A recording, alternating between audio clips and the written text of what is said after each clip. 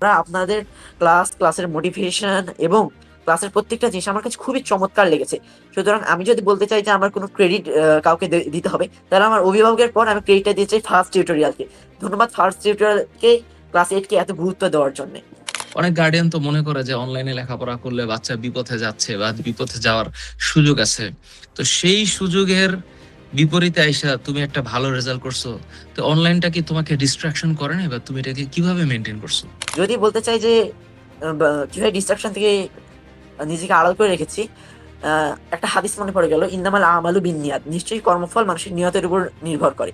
সুতরাং আপনার নিয়ত যদি পাকা হয় বা নিয়ত যদি আপনার খাঁটি হয়, তাহলে আপনাকে কিন্তু এটা ডিস্ট্রাক্ট করতে পারবে না। আসসালামু আলাইকুম সবাইকে।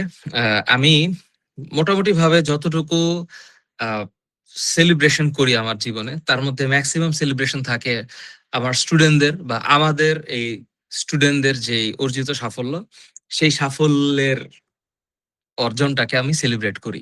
সো টিম এফটি বছরের পর বছর ধরে পড়াচ্ছে। আমি যত বছর ধরে পড়াচ্ছি, সেই পড়ানোর প্রেক্ষিতে আমাদের স্টুডেন্টরা যে কোনো শ্রেণীতেই, সেটা হোক জেএসসি, সেটা হোক এসএসসি অথবা এইচএসসি অথবা অ্যাডমিশন বা মেডিকেল অ্যাডমিশন, আমরা যতটুকু সার্ভিস দিয়ে থাকি তার মধ্যে থেকে কোনো স্টুডেন্ট যদি ভালো রেজাল্ট করে, সেগুলো বা সেই গল্পগুলোকে আমরা আনার চেষ্টা করি সামনে, যেন বিগত দিনগুলোতে বা পরবর্তী জেনারেশন যারা সামনে আসবে, এরা যেন অনুপ্রাণিত হইতে পারে, এরা যেন জিনিসগুলাকে জানে। তো আজকে আমাদের সাথে যুক্ত আছে সোহাইব হাসান। আমরা জানি যে আমি আজকে কথা বলছি 27 ফেব্রুয়ারি, এবং এখন রাত অলমোস্ট 11:15 বাজে। আমার সাথে সোহাইব হাসান যুক্ত আছে। সোহাইব হাসান ওর উপজেলাতে ট্যালেন্ট পুলে বৃত্তি পেয়ে ক্লাস 8-এ, মানে জিএসসি তে ট্যালেন্ট পুলে বৃত্তি পেয়ে উপজেলায় প্রথম স্থান অধিকার করেছে। তো আমরা তো আসলে যখন স্টার ব্যাচ মানে লঞ্চ করি, তখন তো আসলে আমরা জানতাম না যে কোন কোন স্টুডেন্ট বা কোন কোন ইন্ডিভিজুয়ালস আমাদের সাথে যুক্ত হয়েছে। বাট এইবার যখন রেজাল্ট দিল, তখন আমরা দেখলাম অ্যারাউন্ড 112 জনের বেশি আমাদের স্টুডেন্ট, 112 জন ট্যালেন্ট পুলে এবং সাধারণ গ্রেডে বৃত্তি পেয়েছে। তো 112 জনকে তো আর ইন্টারভিউ করা সম্ভব না, বা 112 জনের গল্প ওইরকম ভাবে আনা আমার সময়ও নাই বা সম্ভব না। বাট আজকে শোয়েব হাসানকে আমরা পেয়েছি, আমরা তার গল্প শুনবো শোয়েব হাসানের মুখে। শোয়েব, কেমন আছো তুমি? আলহামদুলিল্লাহ স্যার, আমি অনেক ভালো রয়েছি। তো আজকে তো আমার কথা বলার কথা না, আজকে তোমার কথা বলার কথা। তুমি যখন পোস্ট দিয়েছো গ্রুপে, তো আমি তো আসলে জানতাম না যে তোমাদের এই রকমের ভালো রেজাল্ট হবে, অথবা এইবারের যে রেজাল্ট গুলো এগুলো স্বাভাবিকভাবে ভালো আসছে। আমি অত্যন্ত আশাবাদী যে তুমি সামনের জীবনটাতেও ভালো করবা। তুমি তো মাদ্রাসায় লেখাপড়া করেছো, জি স্যার। এবং মাদ্রাসা বোর্ডে তুমি তোমার উপজেলায় ফার্স্ট হয়েছো। তোমার কোন মাদ্রাসায় তুমি পড়েছো? স্যার, আমি পাওয়ারশালা ফাজিল ডিগ্রি মাদ্রাসার নবম শ্রেণীতে অধ্যয়নরত ছাত্র বর্তমানে। আহ এটি হাকিমপুর উপজেলায়। হাকিমপুর উপজেলায়। তো তুমি যে এত সুন্দর একটা রেজাল্ট করেছো, তোমার এই পেছনের গল্পটা বলতে পারো? এটা অ্যাকচুয়ালি, যেহেতু এটা হচ্ছে ক্লাস 8 এর স্টুডেন্ট, যারা যারা রেজাল্ট ভালো করতে চায়, কারণ ক্লাস 8 কিন্তু অত্যন্ত সেন্সিটিভ এবং খুবই ফাউন্ডেশন বা বেসিক একটা শ্রেণী। এখানে যা পড়ানো হয় সেটা একটা মানুষের জীবনের জন্য দরকারি। তো তুমি এমন একটা দরকারি জায়গায় ভালো রেজাল্ট করেছো, তোমার পেছনের গল্পটা একটু বলো। তুমি শুরু থেকে কিভাবে পড়েছো, কোথায় পড়েছো, আহ কিভাবে জীবনটাকে তুমি এই বছর খানেক পরিচালনা করেছো, এবং এখন কিভাবে কাজ করছো, একটু আমাকে বা সবাইকে একটু গল্পটা বলো। ধন্যবাদ ফার্স্ট টিউটোরিয়ালকে এত চমৎকার একটি আয়োজন করার জন্য। শুকরিয়া আদায় করছি সেই মহান রাব্বুল আলামিনের দরবারে, যার অশেষ রহমতে আজকের আমার এই ফলাফল। এরপরে কৃতজ্ঞতা জ্ঞাপন করছি আমার অভিভাবক সহ সেই সকল শিক্ষক এবং শুভাকাঙ্ক্ষীদের, যাদের দোয়ায় পরিশ্রমের ফলে আমার এই আজকের ফলাফল। আসলে স্যার, আমাদের প্রথম থেকেও জানানো হয়নি যে আমাদের বৃত্তি পরীক্ষাটা হবে। তারপরেও আমরা আশাবাদী ছিলাম। যেহেতু শেখ হাসিনার আ শিক্ষা ব্যবস্থা পরিবর্তন হয়েছে এবং নতুন শিক্ষা ব্যবস্থা এসেছে। তো আমরা আশা করেছিলাম যে আমাদের বৃত্তি পরীক্ষা হবে এবং শুরু থেকেই একটা প্রিপারেশন ভাইব ছিল।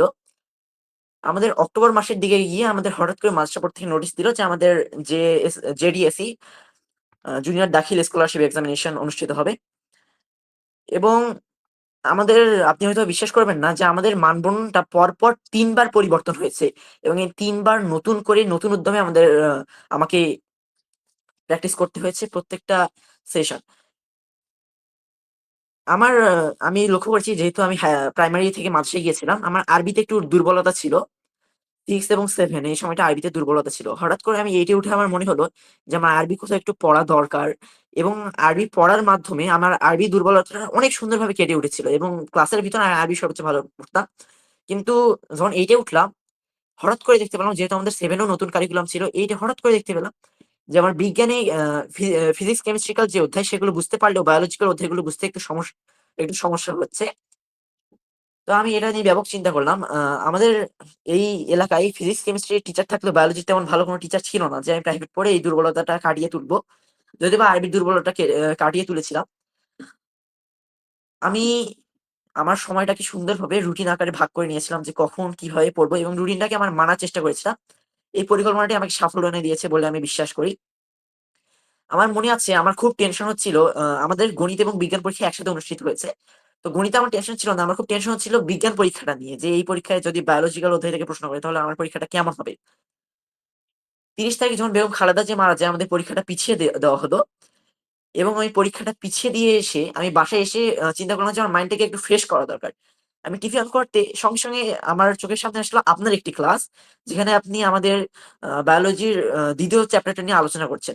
হঠাৎ করে আমি তখনই জানতে পারলাম যে first tutorial star batch class 8 কে নিয়ে একটি চমৎকার আয়োজন করেছে। যেখানে আপনারা আমাদেরকে পড়াচ্ছেন সম্পূর্ণ বিনামূল্যে।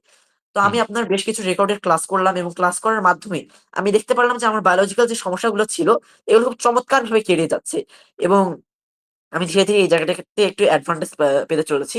আমার একটা চিন্তা ছিল রেজাল্ট নিয়ে যে আমার ১ম পরীক্ষা যেটা হয় কুরআন এবং আকাইদ। আকাইদ পরীক্ষায় যে শীতের সময় ঠান্ডার দিন আমার হাত জমে আসছিল। লিখতে পারছিলাম না। আমি ৫ মার্কের অ্যান্সার করতে পারিনি। হুম। এই জিনিসটা আমার অত্যন্ত চিন্তার ব্যাপার ছিল। এবং এই চিন্তাটা কাটিয়ে তুলেছেন আপনারা। আপনাদের ক্লাসের মোটিভেশন এবং ক্লাসের প্রত্যেকটা জিনিস আমার কাছে খুবই চমৎকার লেগেছে। সুতরাং আমি যদি বলতে চাই যে আমার কোনো ক্রেডিট কাউকে দিতে হবে, তাহলে আমার অভিভাবকের পর আমি ক্রেডিটটা দিতে চাই ফার্স্ট টিউটোরিয়ালকে। ধন্যবাদ ফার্স্ট টিউটোরিয়ালকে ক্লাস 8 কে এত গুরুত্ব দেওয়ার জন্যে। Thank you. মানে আমরা তো আসলে সবসময় ধরো মানে অ্যাডমিশনে যারা ভালো রেজাল্ট করে, সে ফর এক্সাম্পল যারা ধরো বাংলাদেশ প্রকৌশল বিশ্ববিদ্যালয়ের অ্যাডমিশন ক্রাইটেরিয়াতে ফার্স্ট, সেকেন্ড, থার্ড হয়, মেডিকেলে ফার্স্ট, সেকেন্ড, থার্ড হয়, ভার্সিটিতে ফার্স্ট, সেকেন্ড, থার্ড হয়, বা আরো মানে জিএসটি তে ভালো রেজাল্ট করে, এদের আমরা ইন্টারভিউ দেখেছি। প্রত্যেকটা স্টুডেন্টেরই তার জীবনের প্রতিটা ক্রাইটেরিয়া, প্রতিটা সেক্টর ইম্পর্টেন্ট। তো এখন অনেকে বলবে যে ক্লাস 8 এর স্কলারশিপ এইটার কি খুব মানে ওই ধরনের ইম্পর্টেন্স আছে যেটা আমি এখন যেটা দিচ্ছি, বা আমি যে একটা ইন্টারভিউ করছি, বা আমি যে একটা তোমাদের সাথে গল্প করছি, বা তোমার সাথে আমি একটা টাইম স্পেন্ড করে বলছি যে এটা কেন গুরুত্বপূর্ণ। আমার কাছে মনে হয় প্রতিটা স্টুডেন্টের একটা জার্নি আছে। তো কেউ তো আইসা হুট করে অ্যাডমিশনে আইসা একেবারে জীবনটা পাল্টে ফেলতে পারে না, বা অ্যাডমিশনে ভালো রেজাল্ট করা মানেই যে জীবনটা সেটেল হয়ে গেল, বিষয়টা এইটাও না। তো আমার কাছে মনে হয়েছে যে বাংলাদেশের এডুকেশন সিস্টেমে যে কোনো সেক্টরে এফটি যতটুকু কন্ট্রিবিউট করতে পেরেছে, এর মধ্য থেকে যে স্টুডেন্ট গুলো ভালো রেজাল্ট করে তাদের গল্পগুলো সামনে আসা উচিত। থ্যাংক ইউ, তুমি সুন্দর করে বলেছো। এই বয়সে, এই ছোট্ট বয়সে এত সুন্দর করে আর্টিকুলেশন করে কথা আসলে আমরাও বলতে পারতাম না। তো স্টার ব্যাচ এটা আমাদের একটা স্বপ্নের ব্যাচ। আমরা স্টার ব্যাচ নামকরণ করেছি কেবলমাত্র ক্লাস 8 এর স্টুডেন্টদেরকে ভালো একটা সার্ভিস দেওয়ার জন্য। তো অনলাইন তো এটা। তো তুমি আমাদের কাছে যে অনলাইনে পড়েছো, যেমন আজকের আগে আমি তো তোমাকে জানতাম না। আজকে তোমার সাথে ইন্টারভিউ করার আগে তোমার ব্যাপারে আমি কিছুই জানতাম না। আজকে তুমি রেজাল্ট ভালো করেছো বলে তোমার সাথে আমার যোগাযোগ হয়েছে এবং আজকে তোমার সাথে আমার কথা হচ্ছে। আজকের আগে তো তোমার সাথে আমার জীবনে কথা হয় নাই।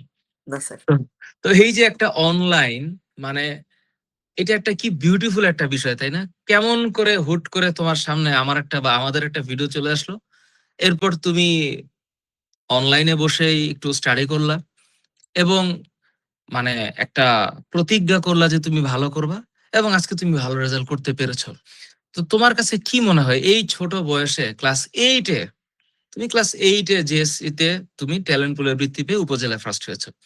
অনলাইন পড়ানোটাকে তুমি কেমন ভাবে দেখো? মানে অনেক গার্ডিয়ান তো মনে করে যে অনলাইনে লেখাপড়া করলে বাচ্চা বিপথে যাচ্ছে বা বিপথে যাওয়ার সুযোগ আছে। তো সেই সুযোগের বিপরীতে আইসা তুমি একটা ভালো রেজাল্ট করছো। তো অনলাইনটা কি তোমাকে ডিস্ট্রাকশন করে নাই বা তুমি এটাকে কিভাবে মেইনটেইন করছো? জি স্যার, মেইনলি বলতে চাই যে অনলাইন লেখাপড়া এটা অনেক ইম্পোর্টেন্ট। কারণ যাদের এলাকায় কিন্তু সব এলাকায় কিন্তু আ ভালো টিচার থাকে না বা পড়ানোর মতো অত ভালো দক্ষতা সবার মাঝে থাকে না। যেমন আমি যদি বলতে পারি আমার এলাকা বিরামপুরে, এই বিরামপুর উপজেলায় কিন্তু বায়োলজির তেমন ভালো কোনো টিচার নেই। যার ফলাফল আমার বায়োলজিতে বা বিজ্ঞানের এই চ্যাপ্টার গুলোতে খুবই দুর্বলতা ছিল। এই জিনিসটাকে আমি অনলাইনে খুব ভালো জায়গা হিসেবে দেখি। যেখানে আপনি দক্ষ টিচারদের কাছ থেকে আ পরামর্শ নিতে পারেন, ক্লাস করতে পারেন এবং অনেক সুন্দর করে তারা আপনাকে বিভিন্ন কিছু বোঝায়। আর যদি বলতে চাই যে বা কিভাবে ডিস্ট্রাকশন থেকে নিজেকে আড়াল করে রেখেছি, আ একটা হাদিস মনে পড়ে গেল, "ইন্নামাল আমালু বিন্নিয়াত" নিশ্চয়ই কর্মফল মানুষের নিয়তের উপর নির্ভর করে। সুতরাং আপনার নিয়ত যদি পাকা হয় বা নিয়ত যদি আপনার খাঁটি হয়, তাহলে আপনাকে কিন্তু এটা ডিস্ট্রাক্ট করতে পারবে না। এবং এছাড়াও আমি ধন্যবাদ জানাতে চাই আমার মাকে। আমার মাও মানে বিভিন্ন সময় হঠাৎ করে এসে দেখেছে যে আমি পড়ছি কিনা, আমাকে পাহারা দিয়েছে এবং অলওয়েজ আমার মা আমাকে ছোট থেকেই সাপোর্ট দিয়ে এসেছে। সবার মাই তো চেষ্টা করে, তাই না? সবার মা-বাবাই চেষ্টা করে তার সন্তান যেন ভালো রেজাল্ট করে। এখন ভালো রেজাল্টের তো আসলে কোনো ক্রাইটেরিয়া নাই। তুমি উপজেলায় ফার্স্ট হয়েছো। তো এখন উপজেলায় যে সেকেন্ড হয়েছে সেও ভালো রেজাল্ট করেছে। আমি বিশ্বাস করি আজকে যে বৃত্তি পায় নাই, সেও ভালো স্টুডেন্ট। আজকে যে বৃত্তি পায় নাই সেও ভালো স্টুডেন্ট। আসলে এটা সময়ের বিবর্তনে পরিবর্তিত হয়ে যায়। তো তুমি আজকে ফার্স্ট হয়েছো, তোমার সামনে যে এসএসসি আছে, সেইখানে ভালো রেজাল্ট করা এখন তোমার একটা চ্যালেঞ্জ। জি স্যার। আ আবার সামনে একটা এইচএসসি আছে। তোমাদের তো হচ্ছে মাদ্রাসা বোর্ডে তোমরা হচ্ছে এরপরে দাখিল দিবা, তাই না? দাখিল এবং আলিম। দাখিল দাখিল দিবা, তারপর হচ্ছে আলিম দিবা। এরপর তুমি জীবনে কি করতে চাও? বা তোমার ইচ্ছা কি? স্যার দাখিল এবং আলিম দেওয়ার পর আমার ছোটবেলা থেকে ইচ্ছা যে বিমান বাহিনীতে চাকরি করার। তো হুম। যেহেতু আলিমের পরেই বিমান বাহিনীর অ্যাডমিশন ওপেন হয়। তো বিমান বাহিনীতে ট্রাই করব এবং বিমান বাহিনীতে ট্রাই করার পর যদি আসে আল্লাহর রহমতে তাহলে তো আলহামদুলিল্লাহ। আর যদি বাই মিস্টেক মিস হয় তাহলে অ্যাডমিশনের জন্য ট্রাই করব ইউনিভার্সিটিতে। ফাইন। এই ১ম আসলে একটা ডিফারেন্ট একটা গল্প শুনলাম যে তুমি এয়ার ফোর্সে যেতে চাও। বিশেষ করে আমিও এয়ার ফোর্সে গিয়েছিলাম। তো এয়ার ফোর্সে আমিও হচ্ছে আমি ফার্স্ট এ হচ্ছে 53 লং কোর্সে ছিলাম। এখন মনে হয় কত 93 অর 95 লং কোর্স চলে। আমি 2005 এ যখন এইচএসসি দিলাম, 2005 এ এইচএসসি পাস করলাম তখন 53 লং কোর্স ছিল। তো 53 লং কোর্সে আমি আইএসএসবি তে একটা রেড কার্ড খেয়ে আইএসএসবি থেকে বের হয়ে আসলাম। এরপরে আমি আবার এয়ার ফোর্সে দিলাম। এয়ার ফোর্সে দেওয়ার পরে মানে মানে ফ্লাইট লেফটেন্যান্ট আই গেস সম্ভবত, হ্যাঁ। মানে তখন মনে ছিল না এরকম মানে ডিফারেন্ট একটা নাম ছিল। এয়ার ফোর্সে আমি গেলাম। এয়ার ফোর্সে গিয়ে সেখানেও মেডিকেল ভাইবা দিয়ে আমি সেখানে আইএসএসবি তে গেলাম এবং আইএসএসবি তে ৪ দিন থাকার পরে আমি আরেকটা রেড কার্ড খেয়ে আসলাম। তো আমার জীবনে ২ টা রেড কার্ডের গল্প আছে। তো তখন আমার মনটা খুব ভেঙে গেছিল যে আসলে জীবনে একটা ভালো কিছু চাইছিলাম, আর্মিতে হইল না, এয়ার ফোর্সে হইল না। বাট দেখো আজকে আমার আফসোস নাই। হয়তো আল্লাহ আমাকে এইটাই রাখছিল। সো আজকে ১ম তোমার কাছে শুনলাম যে তুমি আসলে এত ভালো রেজাল্ট করেও এয়ার ফোর্সে যেতে চাও। তো এখন এয়ার ফোর্সে তুমি চুজ করলা কেন? মানে হঠাৎ করে এয়ার ফোর্সে যাওয়ার ইচ্ছা হলো কেন? তো এয়ার ফোর্সে যাওয়ার ইচ্ছা হওয়ার কারণ হলো আমার ছোটবেলা থেকে নীল রং একটু বেশি পছন্দ।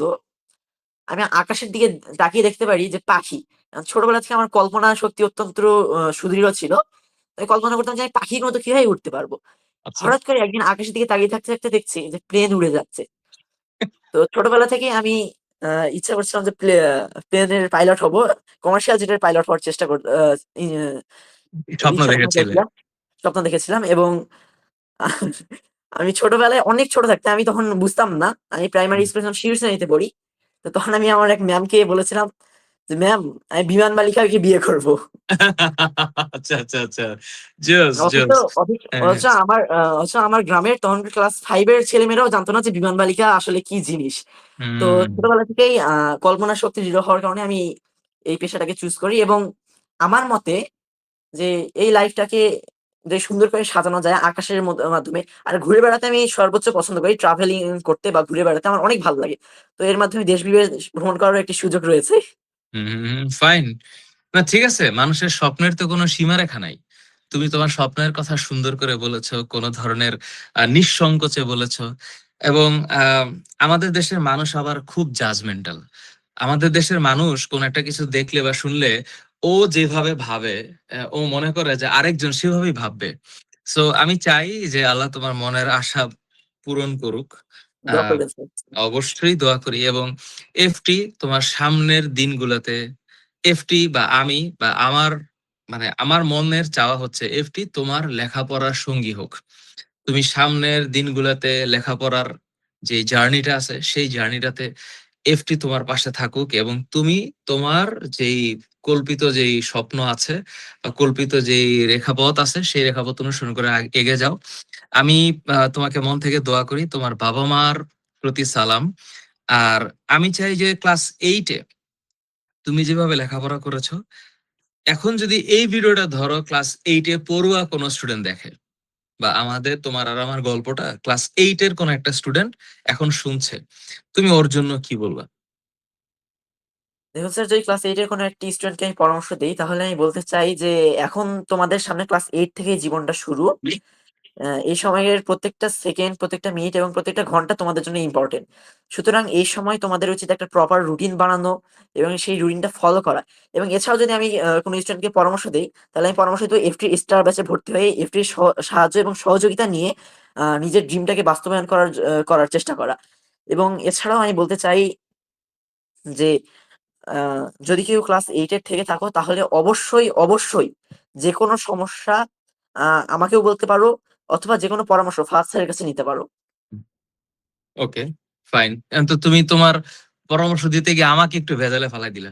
এখন যদি সবাই এখন আমাকে প্রবলেম বলা স্টার্ট করে, আমি যদি উত্তর দিতে না পারি, তাহলে তার এক সমস্যা। যাই হোক, এফটি থাকবে পাশে, আমাদের স্টুডেন্ট কাউন্সিলররা পাশে থাকবে। সো তুমি মাত্র জার্নিটা স্টার্ট করেছো, জীবন অনেক লম্বা, অনেক লম্বা। আজকে ক্লাস 8 এ, তুমি মাত্র 9 এ পড়ো। তারপর বাংলাদেশের যে কারিকুলাম আছে, যে এডুকেশন সিস্টেমটা আছে, এই এডুকেশনে তোমার সামনে দাখিল আছে, আলিম আছে, এরপর এয়ার ফোর্স আছে, তারপর জীবনের চাকরি জীবন, তারপর সংসার জীবন, এরপরে আবার একটা জীবনের চক্র। তো চলতেই থাকে মানুষের জীবনে। আসলে কখনো মানে আলটিমেট এন্ড পয়েন্ট বলে কিছু নাই। এন্ড পয়েন্ট হচ্ছে দ্য ডেথ। সো কুল্লু নাফসিন জায়কাতুল মাউত। তো এরপর তো হচ্ছে আরেক আরেক পরীক্ষা শুরু হয়, মানে ওইটা হচ্ছে অনন্তকালের পরীক্ষা। তো মানুষের জীবন আসলে পরীক্ষার কোনো শেষ নেই। তো এর মধ্যে আমরা যেটা করতে পারি সেটা হচ্ছে আমরা জীবনটাকে আনন্দের সাথে নিয়ে বাঁচতে পারি, শিখতে পারি। যেহেতু কোরআনের প্রথম শব্দ হচ্ছে ইকরা, আমরা জ্ঞান অর্জন করব, জ্ঞান অর্জনের পথে হাঁটবো, এবং আমাদের লেখাপড়াকে এনজয় করব। আমরা যেন কোনো চাপ না নিই। সো তোমার জন্য অনেক শুভকামনা। তুমি সামনে যেন এরকম কোনো চাপ অনুভব না করে তুমি এয়ারফোর্সে যে স্বপ্ন দেখেছো এবং যে বিমান বালিকাকে বিয়ে করার স্বপ্ন দেখেছো, এরকম একজন বিমান বালিকা তোমার জীবনে আসুক, এবং তুমি পাইলটের মতন করে বিমান চালিয়ে পাখির সাথে উড়ে বেড়াইতে পারো। এই দোয়া আমি করি। আহ সো একেবারে শেষ পর্যায়ে তুমি যদি আরো কোনো কিছু চিন্তা করে থাকো, মানে যে আমাকে বলবা, বা তোমার যদি কোনো প্রশ্ন থাকে বা কোনো কিছু, তুমি সিম্পলি আমাকে বলতে পারো, অথবা ইউ ক্যান আস্ক। স্যার, অনলাইনে কি কেউ আরবি আরবি ব্যাকরণ, আরবি প্রথম পত্র এগুলো কি কেউ ভালো করে পড়াতে পারে আপনার জানা মতে? আরবি? জি স্যার। এটা একটা ভালো প্রশ্ন করছো। আমি আহ, এই জায়গাটাতে এখন পর্যন্ত এভাবে কাজ করি নাই। তো যদি সম্ভব হয়, আমি তোমার সাথে তো আজকে থেকে আমার কানেকশনটা স্টার্ট হয়েছে। আমি যেহেতু তোমার সাথে আজকে থেকে কথা বলা স্টার্ট করছি এবং আমি কমিউনিকেশন রাখতে পারবো বা আমার অফিসের বা পারবে, যদি অ্যারাবিক পড়ানোর মতন কোনো দক্ষ মানুষ আমি পাই, আমি চেষ্টা করব এফটিতে তাকে যুক্ত করার। অথবা কেউ যদি প্রফেশনালি পড়িয়ে থাকে, তার যোগাযোগটা আমি তোমাকে করা দেওয়ার চেষ্টা করব। এই মুহূর্তে স্যার আজ থ্যাংক এখন ইউ। পর্যন্ত আমার এটা জানা নাই। Thank you. তোমার বাবা মাকে সালাম দিও। আর তোমার যাত্রা সুন্দর হোক, শুভ হোক, এই কামনা দোয়া করি। করবেন sir. Thank you so very much. Thank you. সবাই ভালো থাকো। আল্লাহ আসসালামু হাফেজ। আলাইকুম।